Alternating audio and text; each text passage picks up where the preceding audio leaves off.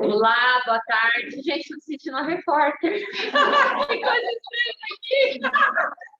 Ai, primeira vez que a gente volta depois do início da pandemia. É uma alegria muito grande, mas muito grande mesmo. Eu queria que vocês pudessem ver aqui, ó, as irmãs, as filhas. Gente, eu cheguei a sonhar essa noite. Então vou mostrar um pouquinho. Mostra. Aqui Olha tem só. o pessoal. Olha que delícia. Oi, galera! Ai, calma aí, que eu não posso dar 360, gente. Calma aí, vamos voltar. Tem mais irmãs desse lado. Calma aí, Olá. pra vocês não ficarem tontos. Olá. Vamos lá. Ó. Olha que coisa mais linda. E tem aqui atrás, gente. Ó.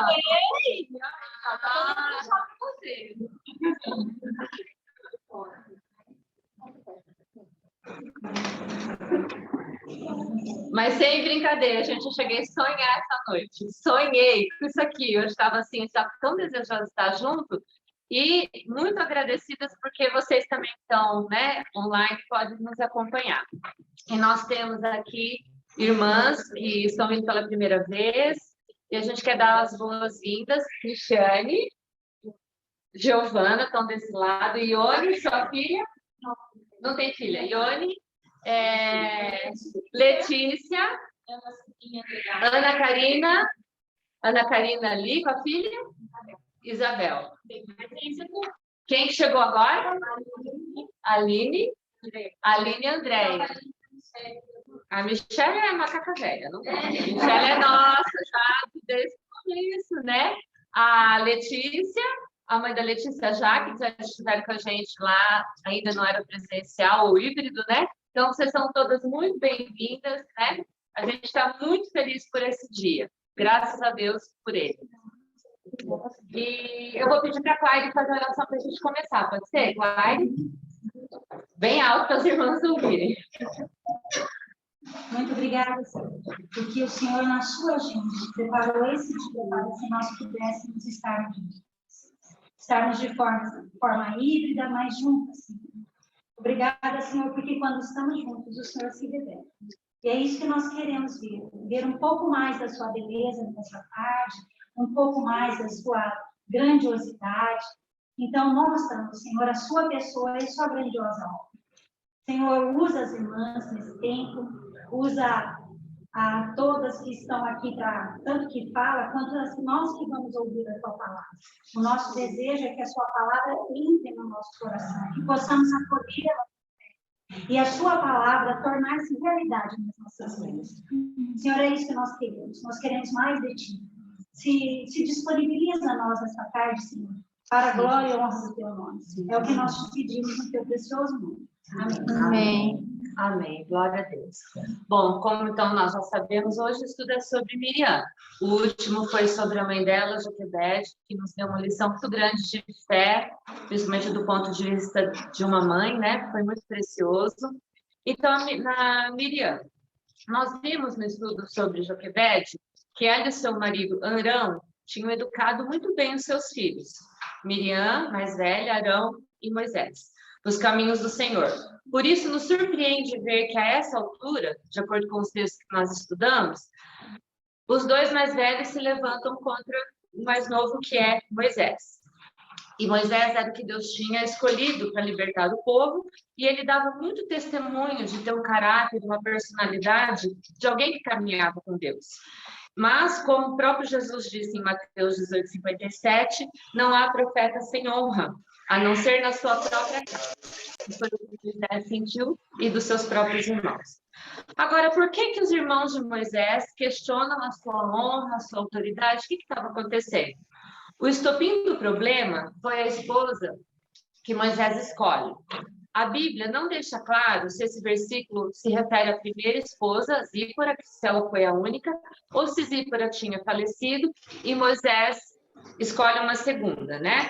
O fato é que essa esposa agora, ou a Zípora, nós não sabemos, ela não era, ela era egípcia, da tribo cusita. Ela era uma mulher de pele negra, né? Diferente do povo ali que é judeu.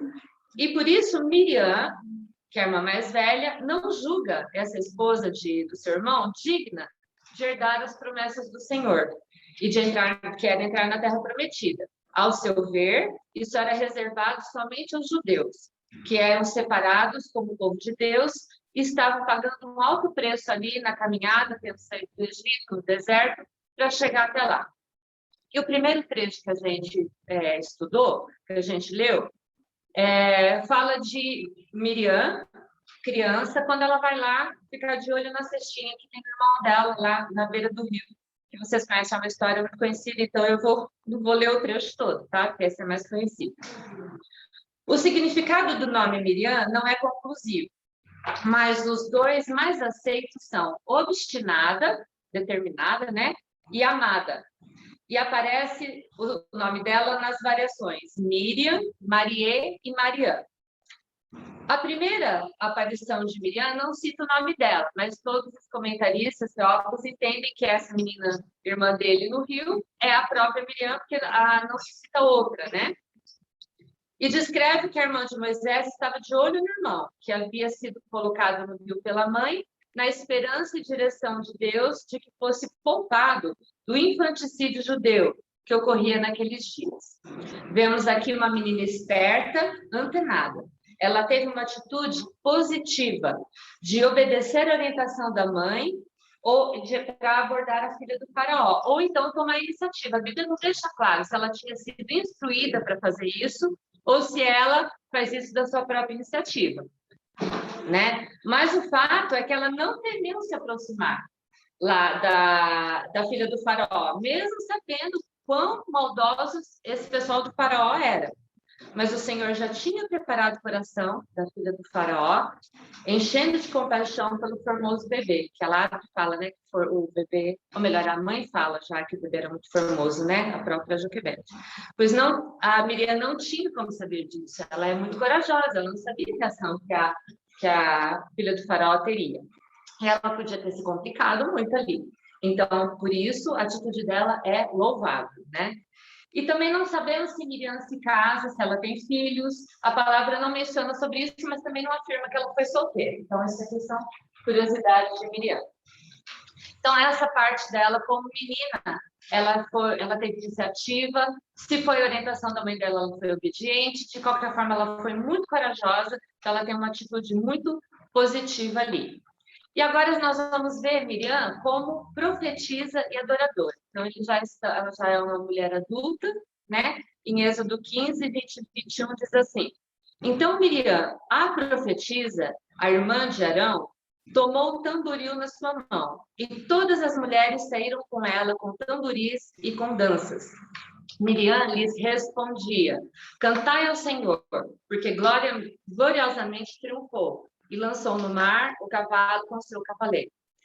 O milagre da travessia do Mar Vermelho foi tão tremendo que o povo transbordou de alegria.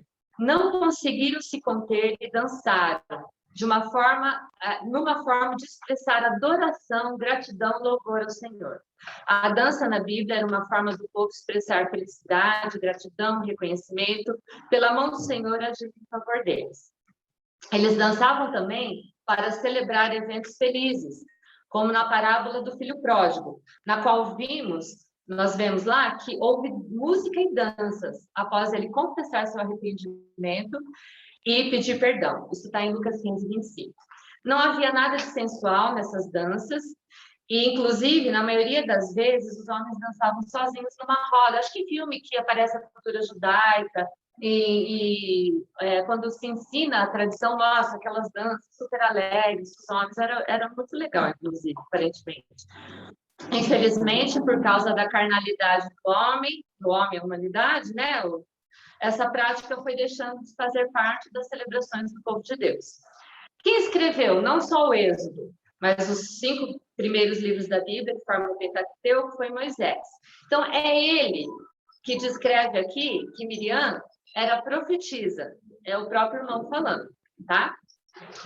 E ele reconhece, assim, o encargo dela no meio do povo de Deus. Um profeta, né, Miriam como profetisa, o que é um profeta? Ele é um vaso vazio, ele é alguém que é usado simplesmente para transmitir uma mensagem que o Senhor quer comunicar ao seu povo. E apesar desse trecho aqui que nós lemos, né, que Miriam era profetisa e chamou as mulheres com tamboril, com dança, né? São 2 versículos, mas olha quanta informação a gente tem nele. Traz detalhes preciosos. O versículo 20 diz que Miriam respondia. Ou seja, ela fazia um contracanto, não era com as mulheres. Os teólogos entendem o seguinte: os homens, como Moisés, está citando o versículo dos filhos de Israel, exaltavam e glorificavam a mão poderosa de Deus, que os livrou milagrosamente dos exércitos de Faraó. E Miriam levava as mulheres a responder a esse louvor. Então, era um canto contra canto, né? E ao responder aos homens e não liderar o cântico, Miriam tem uma outra atitude positiva, né? Aqui também, de permanecer no papel dela que Deus reservou às mulheres, cooperadora, colaboradora dos homens. Nessa celebração, nós vemos que ela pegou o tamboril e liderou as mulheres, levando-as a glorificar o nome do Senhor. E em Juízes 5, nós vimos, inclusive, já estudamos, Débora, ela faz a mesma coisa, ali ao lado de Baraque, né, quando eles venceram a batalha. Nesses textos, além de outros, vemos o padrão de Deus para as mulheres. Mas não é o estudo aqui, tá? Eu só estou mostrando um aspecto desse versículo. E que atitude maravilhosa. Miriam ficou no seu papel de adoradora, complementando o louvor dos homens, liderando, trazendo as mulheres juntas para adoração. E tanto aqui quanto lá na beira do rio, nós vemos que ela cuidando do irmão, ela foi um vaso vazio. Ela foi alguém que Deus usou da maneira que Ele quis, de uma forma muito apropriada, né? Ela foi enchida pela capacitação do Senhor nesses 2 momentos, para louvor e glória do seu nome e cumprimento dos seus propósitos. Essas 2 iniciativas dela apontam para Deus e não para si mesma, né? E ela também age de acordo com o padrão que seria registrado em Tito e 1 Pedro, depois vocês vão ver aqui os versículos no estudo, onde a orientação das mulheres mais experientes é ensinarem as mais novas nos caminhos do Senhor, principalmente através do seu testemunho. Então, essa é a fase de Miriam que nós vemos muito positiva. Então, agora nós vamos entrar no último texto, que é um texto um pouquinho mais longo, mas eu preciso ler para a gente relembrar, contextualizar o ensino, tá? Então, em Números 12, 1 a 15, diz o seguinte: e falaram Miriam e Arão contra Moisés, por causa da mulher cozida, então não gostar da cunhada. Esse foi o grande problema, não gostar da cunhada. Com quem casara, porquanto tinha casado com uma mulher da tribo egípcia cozida. E disseram, só que esse disseram aqui, depois eu vou explicar um detalhe. Porventura falou o Senhor somente por Moisés? Não falou também por nós? Só que o Senhor ouviu isso. Aqui esse versículo é importante, o Senhor ouviu isso. E era Moisés, homem muito manso, mais do que todos os homens que havia sobre a terra. E logo o Senhor disse a Moisés, Arão e Miriam: vós 3 saí da tenda da congregação. E deu ruim. Saiu da tenda da congregação. E saíram eles. Os 3 saíram da tenda. Então, eles estavam falando ali, até na frente do próprio Moisés, né? E o Senhor desceu numa coluna de nuvem e se pôs à porta da tenda e chamou Arão e Miriam na frente. Ai, ai, ai. E disse: ouvi agora as minhas palavras. Deus falando, tá? Para os 2 ali. Se entre vós houver profeta, eu, Senhor, em visão, a ele me farei conhecer, ou em sonhos falarei com ele. Não é assim com meu servo Moisés, que é fiel em toda a minha casa? Deus falando. Boca a boca falo com ele. Claramente, não por enigmas, pois ele vê a semelhança do Senhor. Que privilégio, né, gente? Moisés tinha, né? E a semelhança do Senhor. Para que, pois, não tivesse temor de falar contra o meu servo Moisés, assim a ira do Senhor se acendeu contra eles e o Senhor se retirou. A nuvem se retirou da tenda e eis que Miriam ficou leprosa como neve. E olhou Arão para Miriam e eis que ela estava leprosa. Por isso Arão disse a Moisés: ai, Senhor meu, não ponha sobre nós esse pecado, pois agimos loucamente, nós temos pecado. Ora, não seja ela como um morto, que saindo do ventre da sua mãe, metade da carne já esteja consumida. E clamou então Moisés ao Senhor, dizendo: Ó Deus, rugo-te que a cures. Era manso mesmo, né, gente? Porque aguentou falar na cara dele. E o Senhor disse a Moisés: se o seu pai, o pai dela, cuspisse no seu rosto, ela não seria envergonhada 7 dias? Isso era uma coisa da lei lá, né? Se um pai cuspisse na filha, desprezando aquilo, rejeitando o que ela estava fazendo ou falando, o que aconteceria? Ela teria que ficar retirada 7 dias. Então Deus fala: esteja fechada 7 dias fora do arraial, e depois a recolher. Assim, Miriam esteve fechada fora do arraial 7 dias, e o povo não partiu, até que recolheram, até que ela pôde voltar, ficou limpa pelo Senhor da lepra e pôde voltar. Pesado, né, gente? Que coisa séria isso aqui, né? Então, vamos aprender com isso para a gente não fazer a mesma coisa. Nós não sabemos o que aconteceu, mas o coração de Miriam mudou, encheu-se de orgulho. Se em Êxodo 15 ela complementava os louvores de seu irmão com os homens, aqui ela se vê digna de ficar no mesmo pé de igualdade com ele.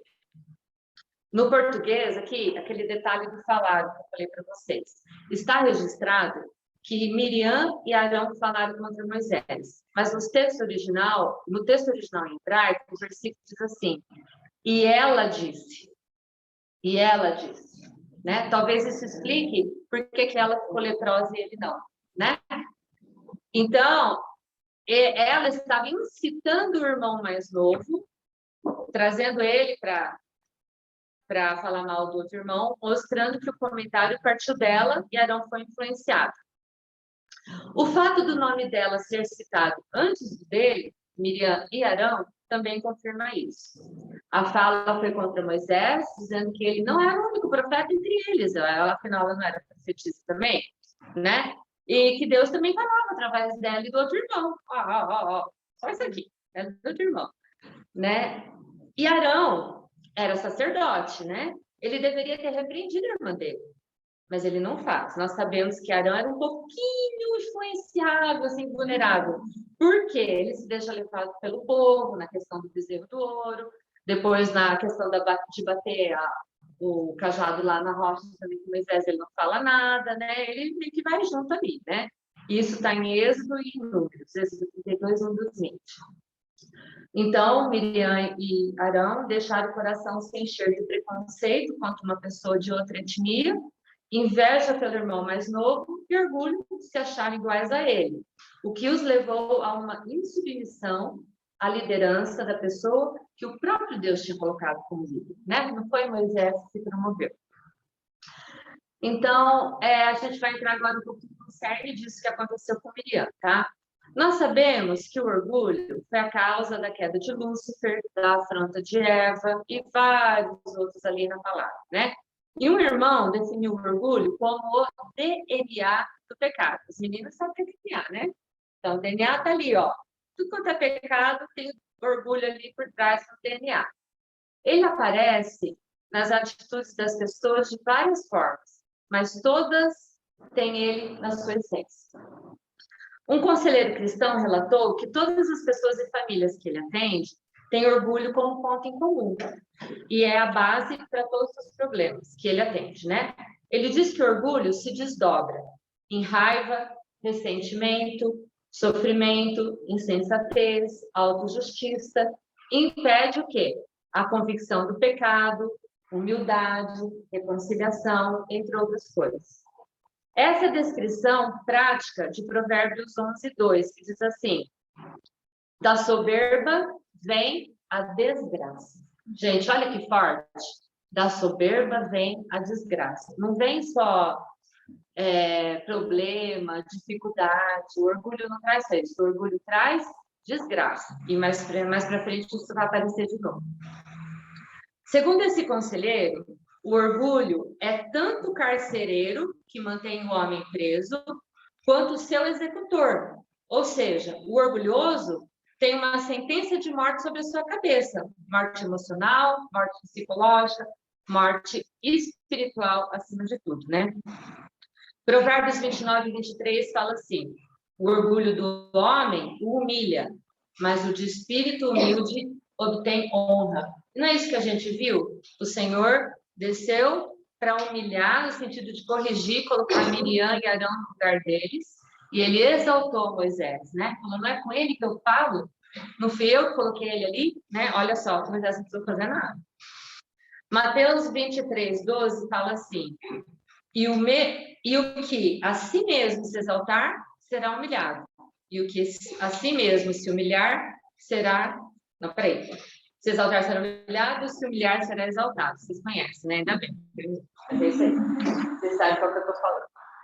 E Gálatas 6,3 diz assim, que o orgulho engana só o orgulhoso. Olha que interessante. E Apocalipse 3,17 explica o porquê. Como é Deus falando, como dizes, rico sou, estou enriquecido, de nada tenho falta. A visão do homem sobre si mesmo. O que Deus fala? Não sabes que é um desgraçado. A falta da graça. Ó, a desgraça chegando atrás aí do orgulho. Não sabes que é um desgraçado, miserável, pobre, cego e nu. Tem mais nada, né, gente? Pobre, cego, nu, miserável, desgraçado. Misericórdia, né? É assim que Deus vê uma pessoa orgulhosa. Tiago 4,6 diz assim, Deus resiste aos soberbos, aos orgulhosos, mas ele dá graça aos humildes. Tanto deu que Moisés teve graça de virar e falar, Senhor, tem misericórdia da minha irmã, né? Então a gente vê essa aplicação aqui também. Ninguém pensa de si como orgulhoso. Geralmente, nos vemos como vítimas, né? É mais fácil detectar que mas é fácil detectar que o orgulho também está no nosso coração. Quando começamos a listar os defeitos do marido, as desobediências dos filhos, as imperfeições dos familiares, colegas de trabalho, irmãos da igreja, todas as injustiças que a gente elenca, as injustiças que a gente sente, né? Sofre, né? Basta nós virarmos para nós mesmos e fazermos as seguintes perguntas.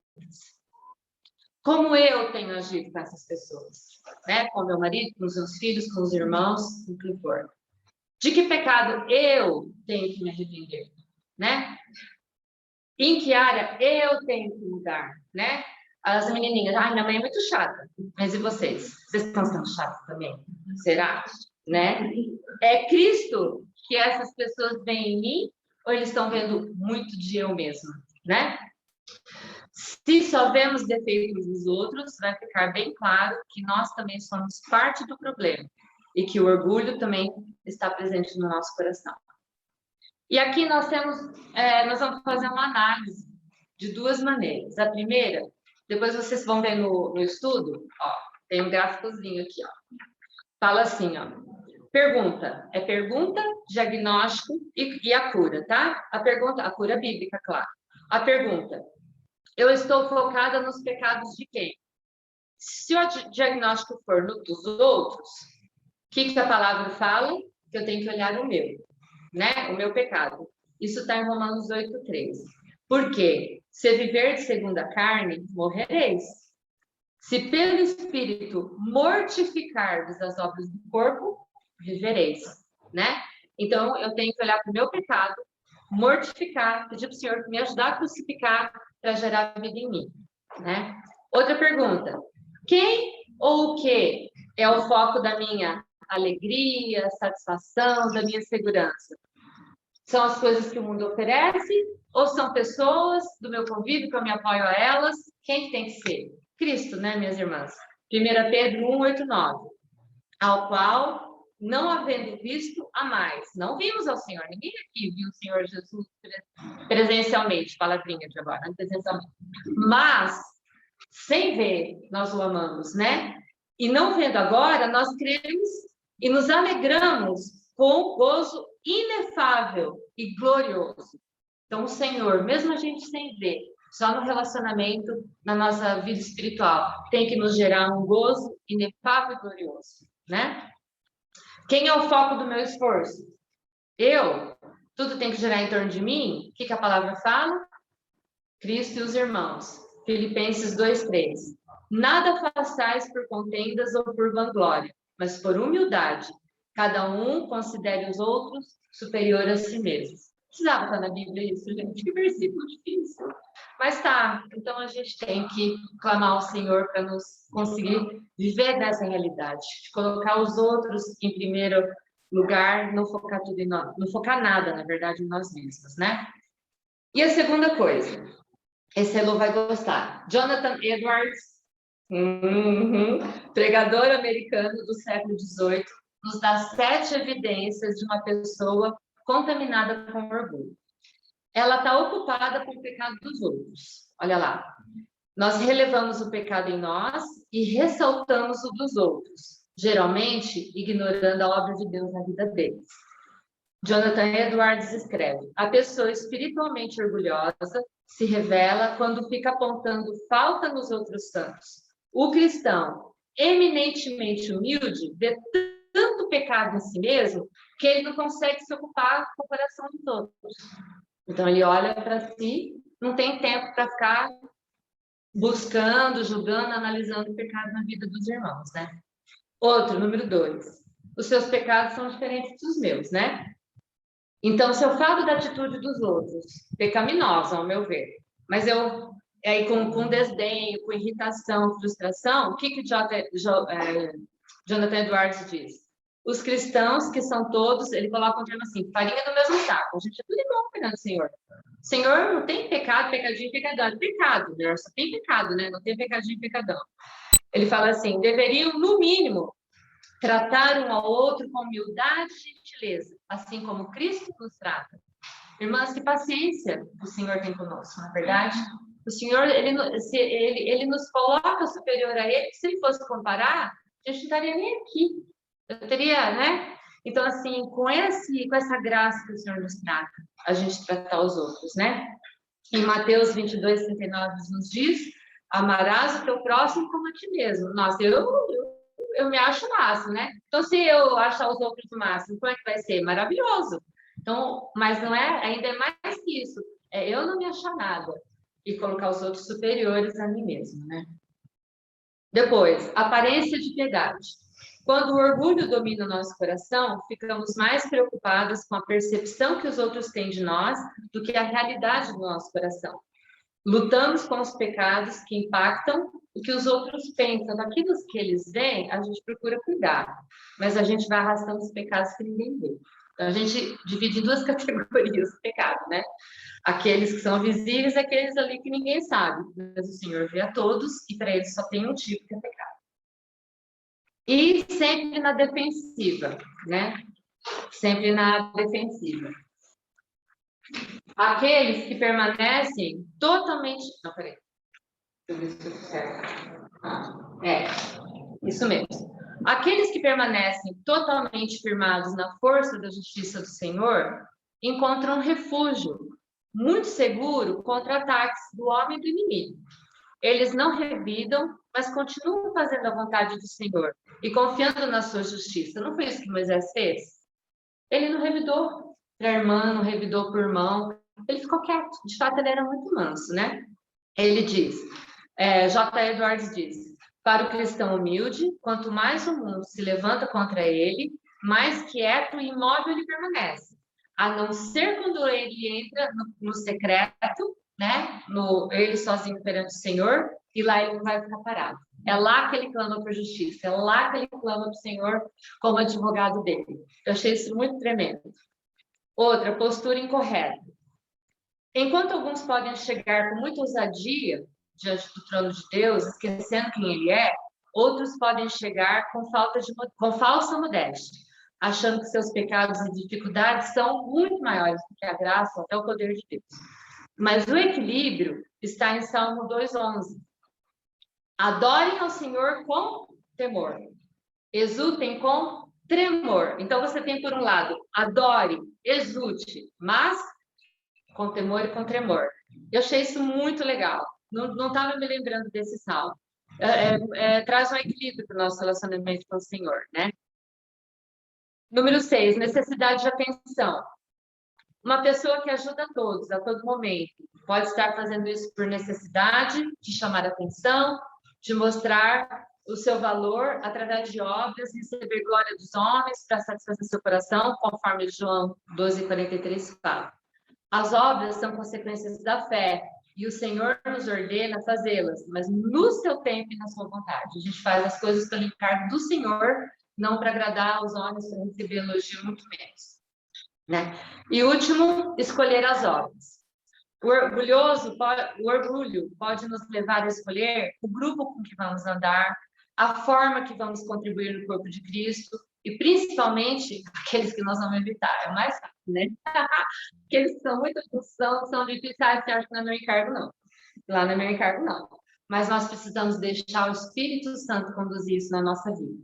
Não podemos sair fazendo tudo que vem pela frente, mas também não podemos fazer somente aquilo que nos agrada, né? O que teria sido da palavra, da Bíblia, e de nós, se o apóstolo Paulo, que era um homem nobre, estudado, com cargo, tivesse escolhido ficar só lá no meio dele? Como é que teria sido, né? Mas, imitando a Cristo, ele escreveu em Colossenses 1:24, regozijo-me, alegro-me, agora, no que eu padeço por vós. Gente, ele se alegrava no que ele sofreu pelos irmãos, né? E na minha carne, cumpra o resto, ele estava pedindo mais. Paulo estava pedindo mais, cumpra o resto das aflições de Cristo. Não tá, fora que ele já tinha passado, ele fala, Senhor, eu quero cumprir o resto das suas aflições. Meu Deus, que homem, né? Ó, pelo seu corpo, que é pela igreja. Eu já venho sofrendo, mas eu quero sofrer todo o resto, Senhor, pela tua igreja. Meu, que coisa maravilhosa. Temos vários versículos nos orientando a buscar sermos imitadores de Cristo. Está tudo no estudo, os versículos, tá? Não vou ler que é muito. Eu vou ler um só. Filipenses 2:5-8 diz: de sorte que haja em vós, em cada um de nós, o mesmo sentimento que houve em Cristo Jesus, que sendo em forma de Deus, não quis ser igual a Deus, esvaziou a si mesmo, tomando a forma de servo, fazendo semelhante aos homens. Senhor desceu da sua glória. Ele, né, se fez igual a nós. E achando nessa forma de homem, se humilhou mais ainda, sendo obediente até a morte de cruz. Então, de acordo com esse versículo, o que a gente tem que imitar, de acordo com o que o Senhor fez?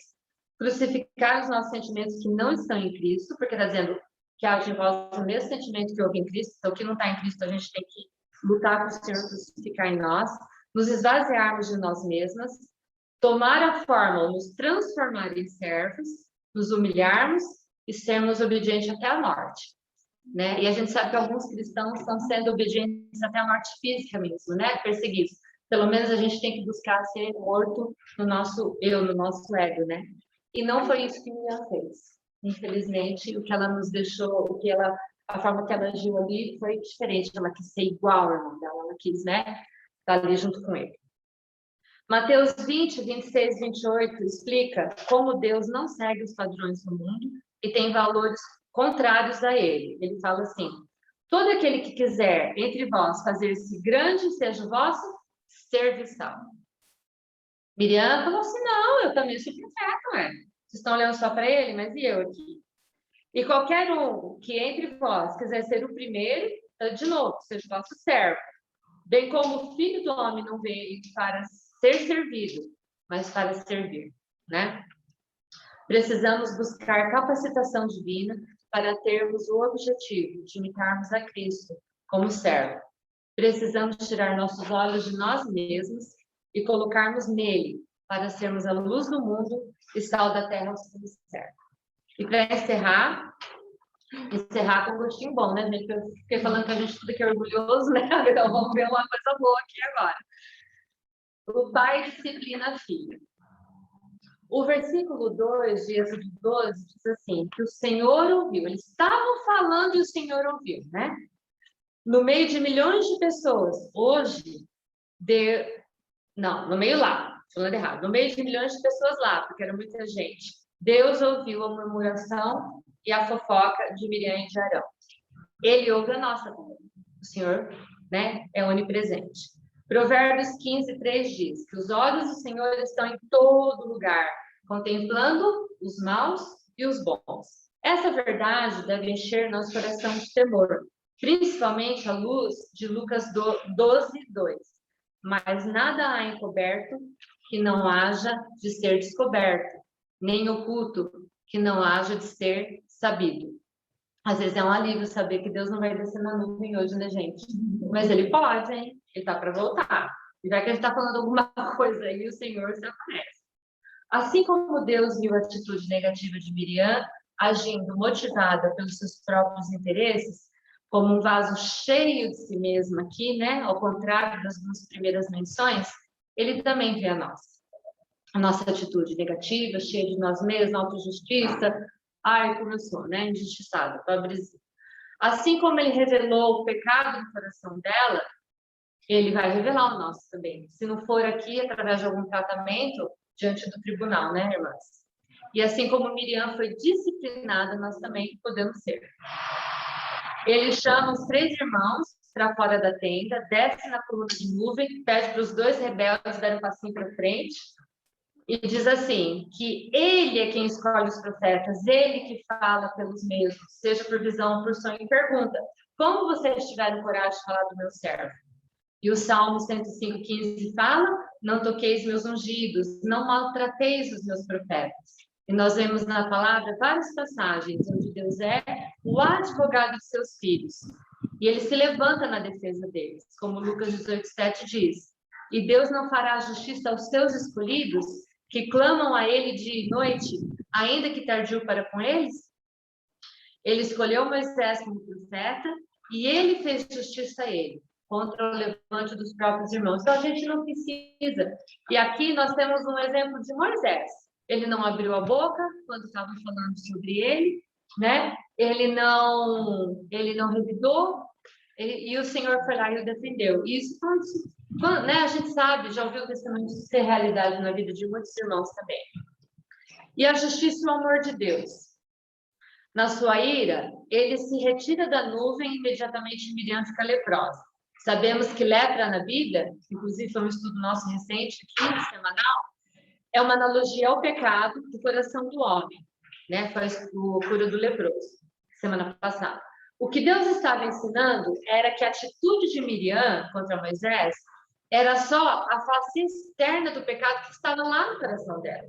É o que estava lá dentro, o Senhor representou como lepra, mas lepra na Bíblia é pecado. Então, ele estava falando assim, Miriam, você está em pecado. É isso que ele estava falando. E esse pecado estava controlando o coração dela.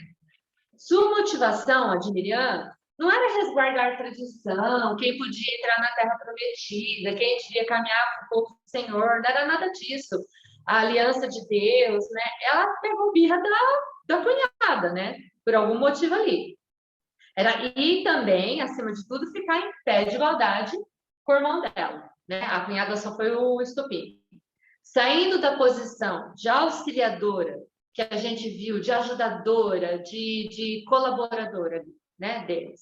Miriam fica coberta de lepra, que era a pior condição da época, e Arão, morrendo de medo de ficar leproso também, pede rapidinho o Senhor para perdoar, né? Senhor, perdoa, perdão. Rápido, foi muito rápido. Ali a ficha dele fica rápido, né? Nas outras não, né? Ele até chama Moisés, o irmão mais novo, Senhor, tamanho medo dele, e ele confessa o pecado de ter ido na conversa da irmã, né? Ou não ter também repreendido a Miriam.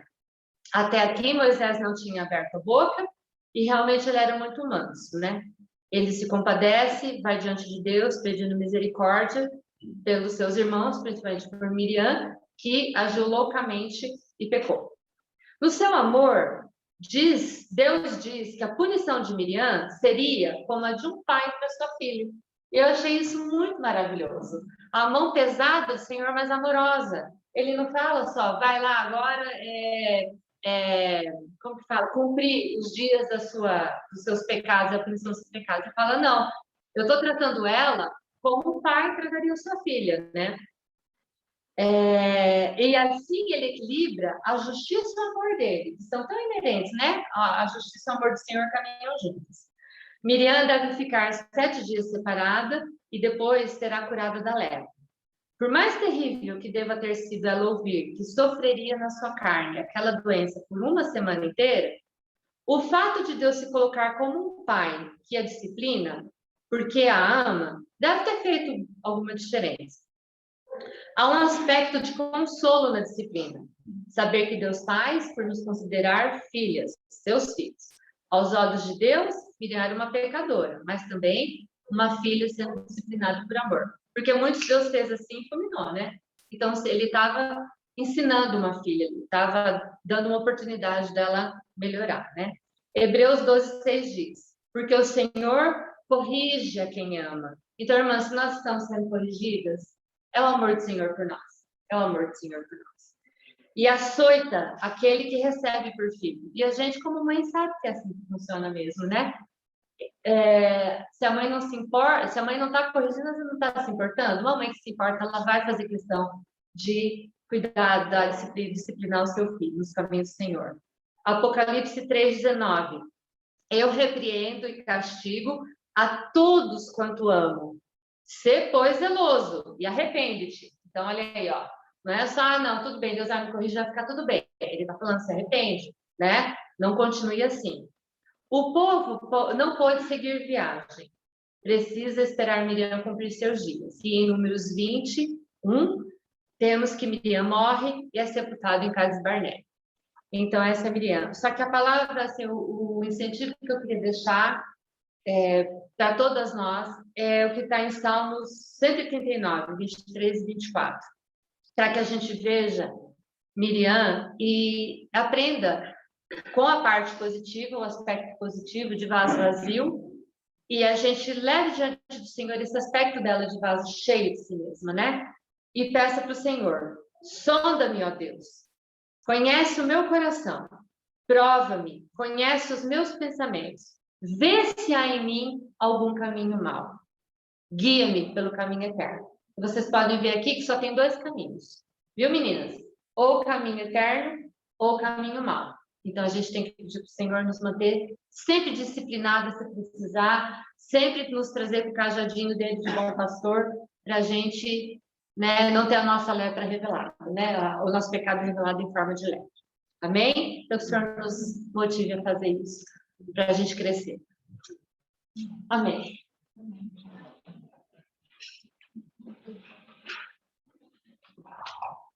Tá certo? Antes da gente passar para a arte, como a gente sempre faz, a gente reflete, né? Agora a gente tem que pensar o que mais marcou, o que a gente aprendeu com Miriam, o que nós sabemos que ela tem muitas virtudes dadas por Deus, e ela pecou, ela teve alguns efeitos, como nós também temos. E o que mais marcou? Eu fiz um resuminho aqui, eu nem tinha lido o estudo da Larissa, mas quando eu fui estudar Miriam, eu fiz um resuminho do que me marcou, das virtudes, quem era Miriam e alguns erros que faltaram no meu coração. Se eu não colocar alguma coisa aqui, por favor, me ajudem para a gente completar essa lista. Então, eu coloquei aqui que Miriam é uma líder entre as mulheres, foi um instrumento de Deus.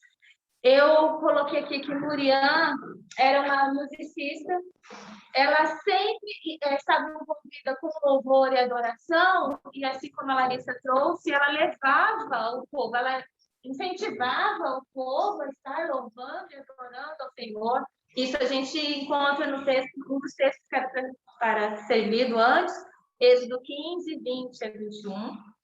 Ela era profetisa, conselheira, uma coisa que a Bíblia não deixa muito, assim, não cita especificamente, mas eu coloquei, esqueci, gente, me perdoa, eu coloquei que ela era solteira.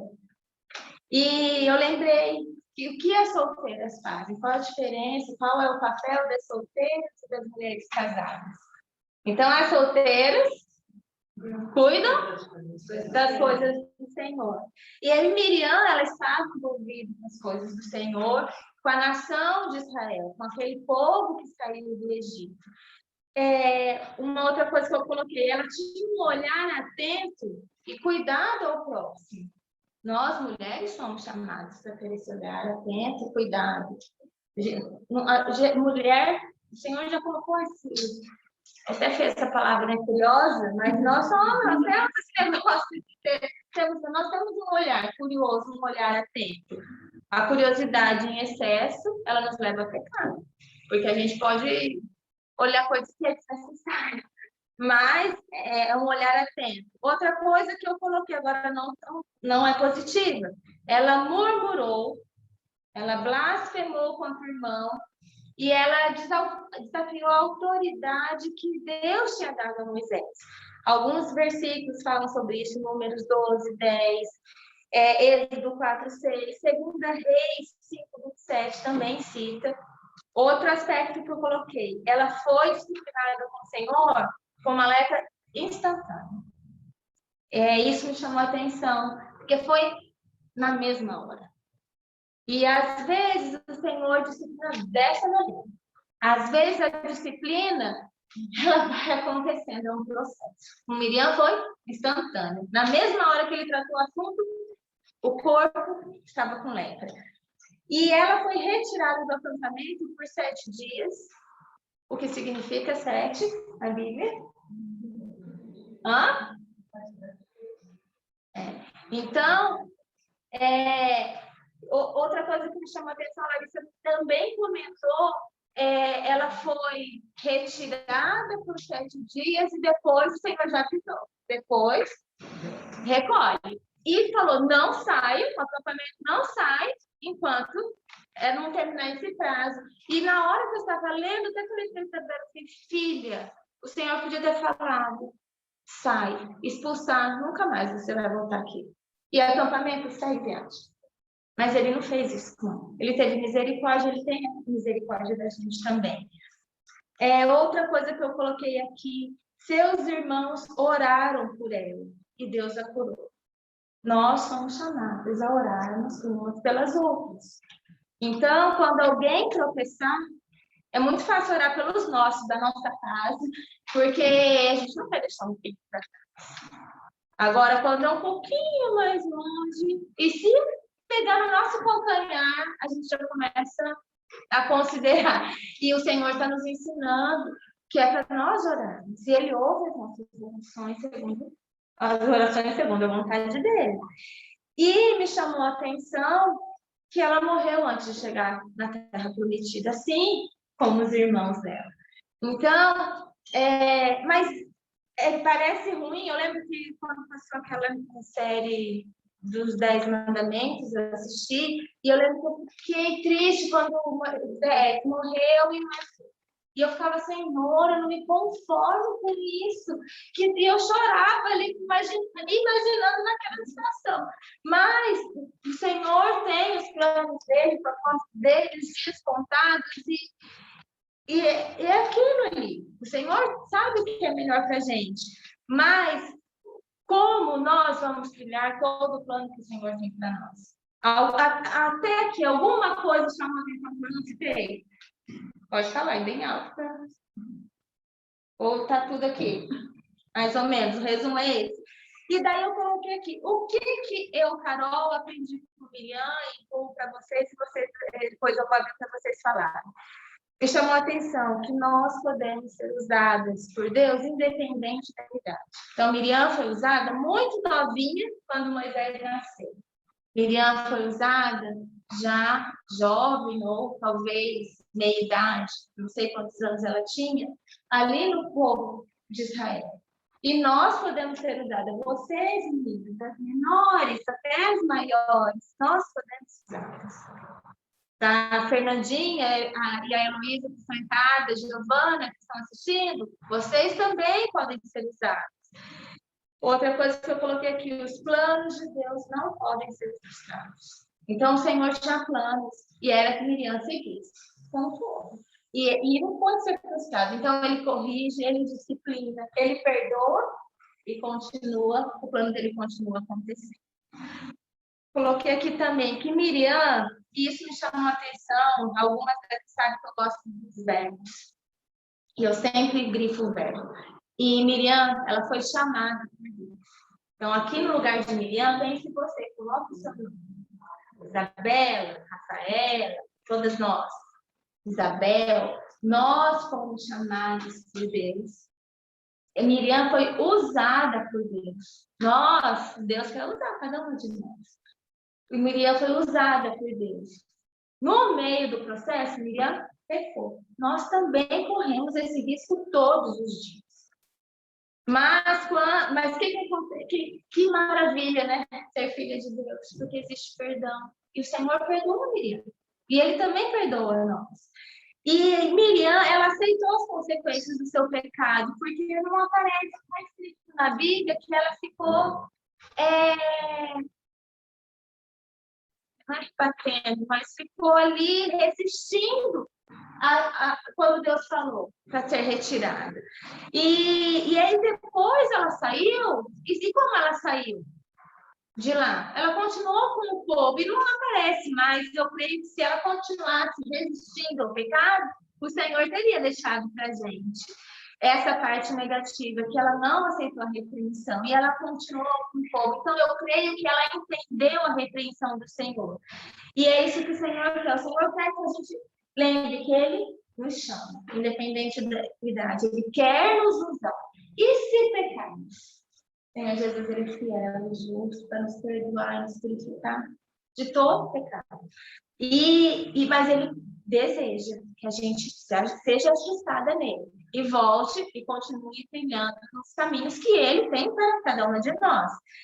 E a última coisa que eu coloquei aqui, que alguém está com Êxodo 15 aberto? Podia ler o versículo 21?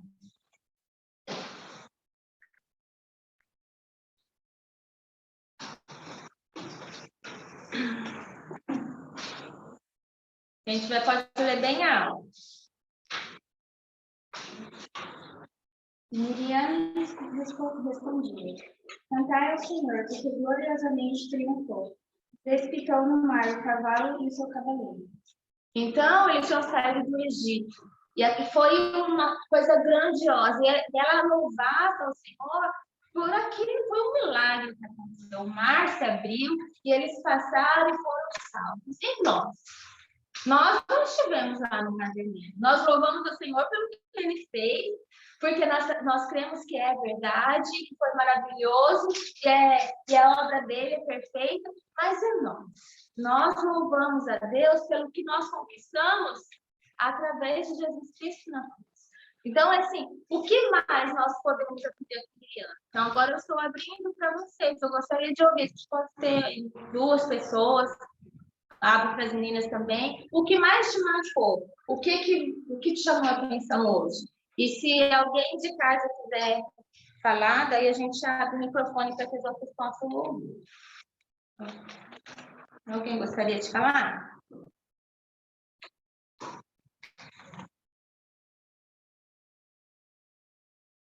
Não? Em casa também não?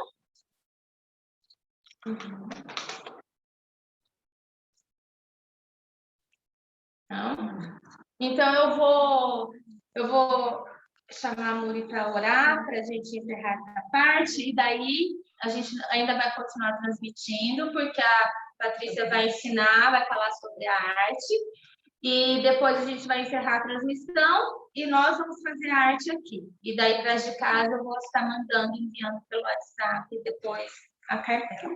Você vem orando?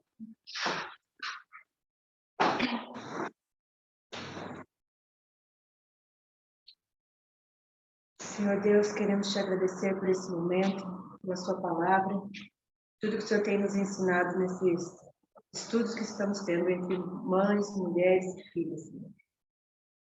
Te agradecemos, Senhor, porque o Senhor tem colocado palavras em nossos corações, cada dia mais. Nos desperte, Senhor. Nos leve a querer cada vez mais entender o que o Senhor tem para cada uma de nós. Te agradecemos, te louvamos por cada uma presente aqui, também pelas que estão vendo pelo Zoom, Senhor, e pelas que não puderam estar hoje com a gente. Te louvamos, Senhor, em nome de Jesus, por essa tarde maravilhosa. Amém.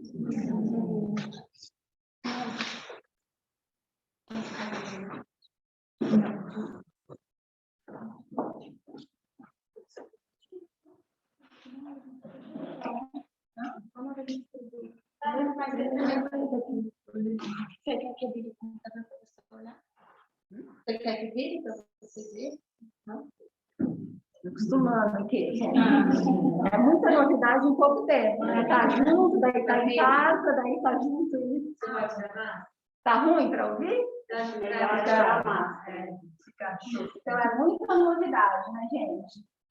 Bom, então falando de Miriam, de mais essa riqueza que nós aprendemos e tratamos agora e ouvimos, né? A gente tem essa parte que a gente separa para fazer uma arte que a gente chama de arte, né?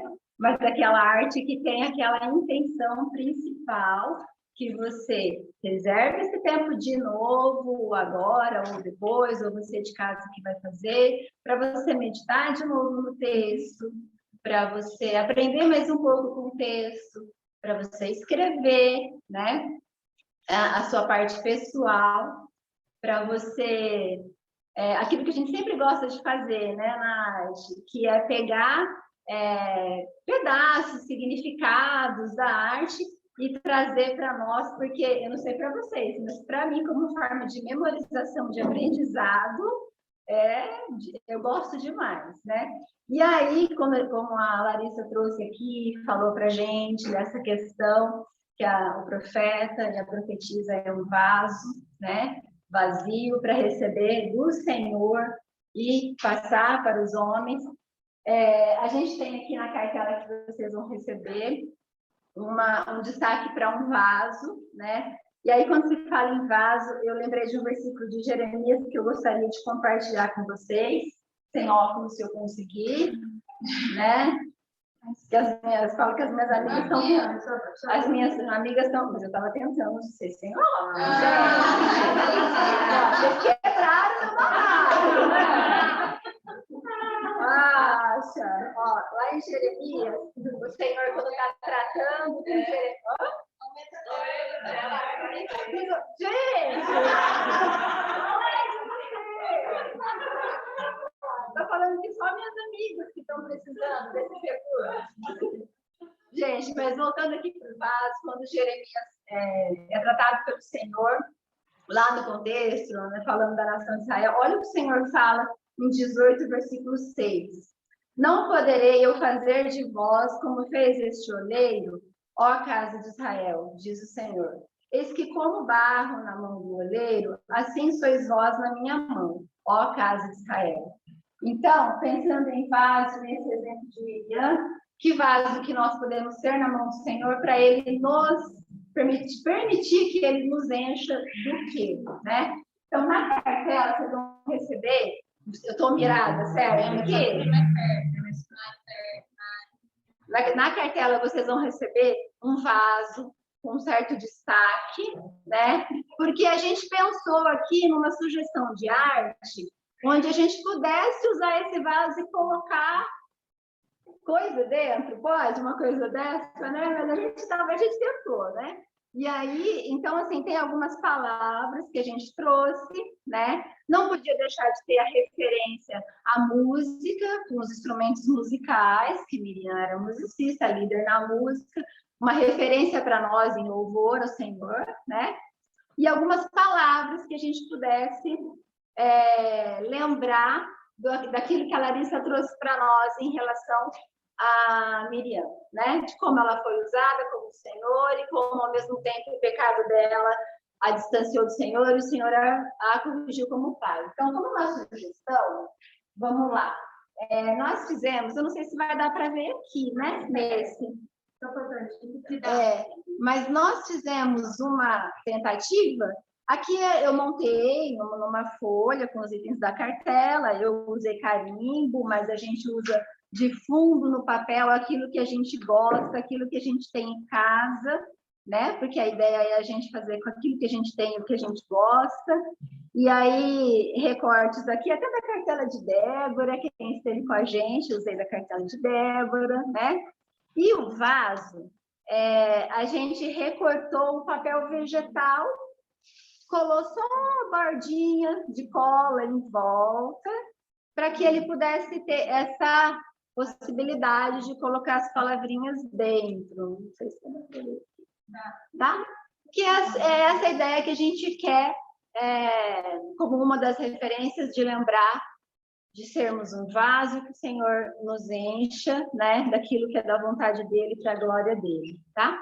Então, essa é uma sugestão, gente, é sempre uma sugestão, tá? Para a gente experimentar coisas novas nesse momento de arte, tá bom? E aí nós vamos ter um tempinho para a gente tentar fazer aqui na distribuição do material. Para elas, para a gente deixar registrado, como você vai ensinar para elas a gente cortar? Deixa eu pegar. Você tem uma folha vegetal? Está aqui. Cadê o... Até. Verdade que eu não. Ó. Então, vocês vão receber a cartela, as meninas vão receber aí no arquivo. E um pedacinho de papel vegetal, nós vamos ter aqui. Aí, ó, vai ser mais fácil. Eu tô de costa, mas depois a gente conversa. Aí, ó, vai ser mais fácil. Se você quiser fazer essa ideia, recorta o vaso grosseiramente, sem contorno exato aqui, sobrepõe o seu papel vegetal e aí você já contorna o vaso e recorta de uma vez os dois, tá? Aí, recortados os dois, aí você passa lá o fiozinho de cola em volta, para que o vaso tenha essa ideia do que a gente quer colocar ali dentro, tá bom? Então, depois, se a gente usa cola líquida, talvez fique uma marquinha. A cola bastão não deixa tanta marquinha, mas às vezes não cola tanto. E aí, se quiser arrematar com um barbante, um sisal, também fica legal. Aquelas coisinhas que a gente gosta de incrementar. Tá bom? E daí, se tiver mais coisa aí, as meninas do remoto também, a gente tem a lista de transmissão para conversar mais. Certo? Certo? Então, tem alguma dúvida? Karina, Dri, que estão aí com a gente. Eu vou mandar, então, agora a cartela na lista de transmissão.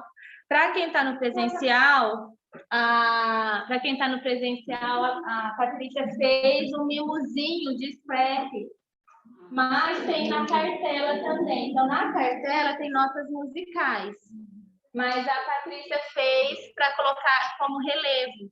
Então, assim, depois vocês podem usar a criatividade em casa e fazer os mimosinhos também. E me mandar as fotos, tá bom? Então, a gente está encerrando. Obrigada, um beijo, queridas. E espero que na próxima vez vocês possam estar aqui com a gente também. Um beijo, Gigi. Tchau. Gente. Tchau, gente. Tchau.